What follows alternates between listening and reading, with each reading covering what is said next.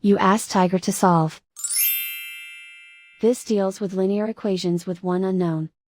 The final result is x equals 9. Let's solve it step by step. Group all constants on the right side of the equation. Add 14 to both sides. Simplify the arithmetic.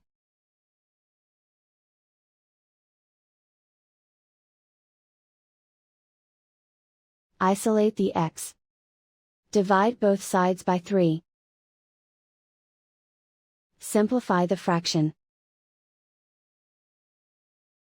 Find the greatest common factor of the numerator and denominator. Factor out and cancel the greatest common factor.